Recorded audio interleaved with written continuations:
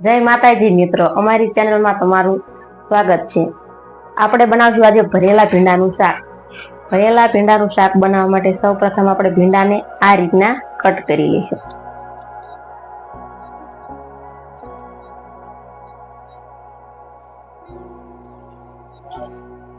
આ રીતના આપણે બધો ભીંડો કટ કરી લેવાનો છે।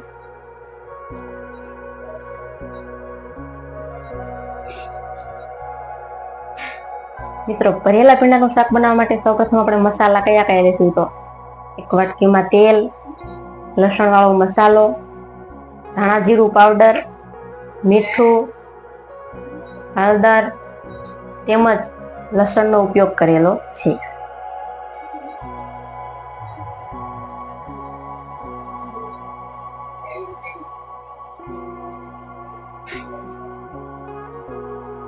ભરેલા ભીંડાનું શાક આપણે બને તેમ ઓર્ગેનિક રીતે બનાવવાની કોશિશ કરશું।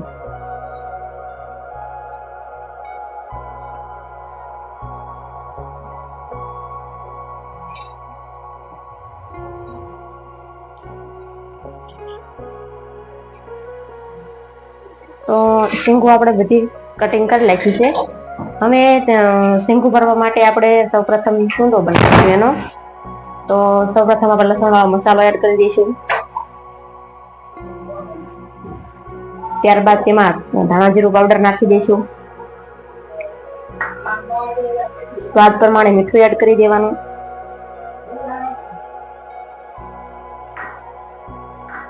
એમાં આપણે હળદર એડ કરી દઈશું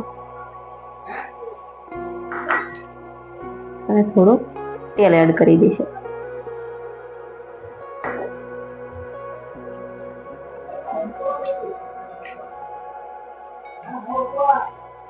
આ રીતના આપણે બધું મિક્સ કરી લઈશું।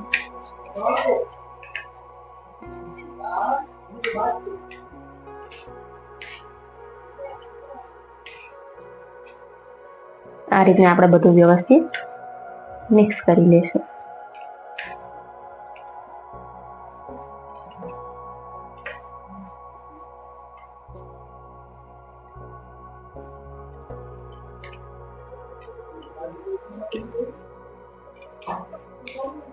બને ત્યાં સુધી મિત્રો ગરમ મસાલાનો ઉપયોગ નથી કરવાનો।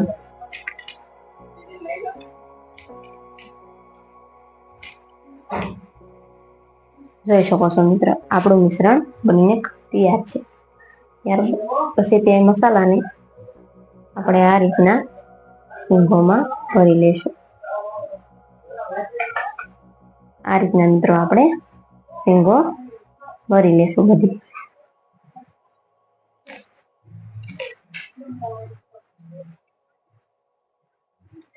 આ રીતના બધી શીંગો ભરી લેવાની છે।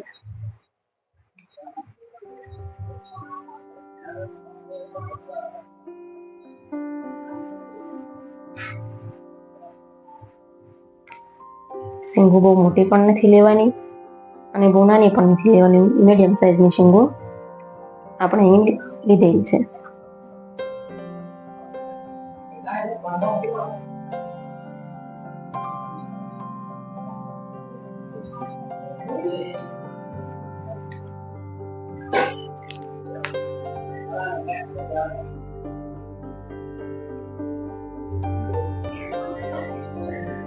તો તમે જોઈ શકો છો મિત્રો, આપણે બધી ભીંડાની શીંગો ભરી લીધી છે। હવે તેને વઘાર કરવા માટે આપણે સૌપ્રથમ મિત્રો આપણે ગેસ ચાલુ કરી લઈશું। ગેસ ચાલુ કર્યા પછી આપણે તપેલું તેના પર મૂકીને તેમાં આપણે તેલ એડ કરી દઈશું।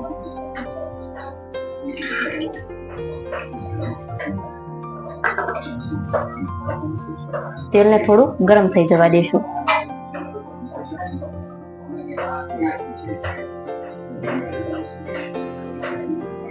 ત્યાર પછી આપણે સાઈડમાં મૂકેલી કળીઓ એમાં એડ કરી દઈશું। લસણની કળીઓને બરોબર ચડી જવા દઈશું, થોડી લાલ થઈ જવા દઈશું।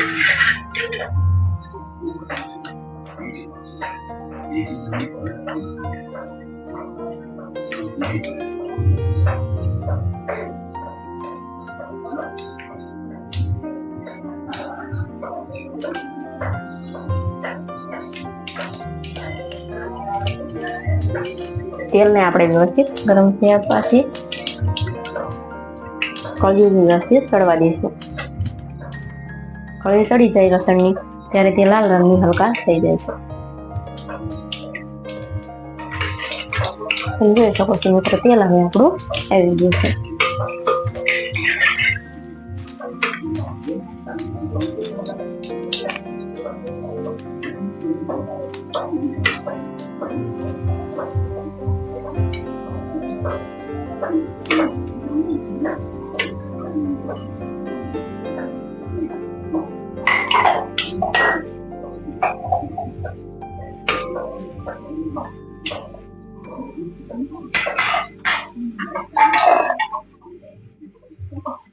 લસણની કળિયું ચડી જાય પછી આપણે ભરેલા ભીંડાને તેમાં એડ કરી દઈશું.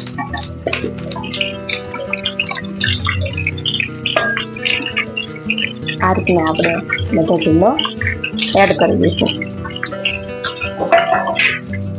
તેને ચમચાની મદદથી વ્યવસ્થિત મિક્સ કરી દઈશું. આ રીતના આપણે વ્યવસ્થિત મિક્સ કરી દઈશું.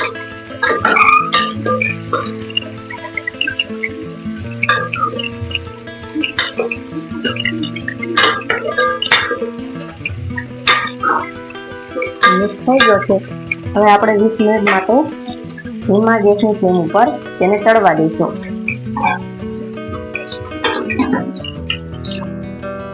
હવે આપણે મિત્રો શાકને જોઈ લઈશું. તમે જોઈ શકો છો મિત્રો,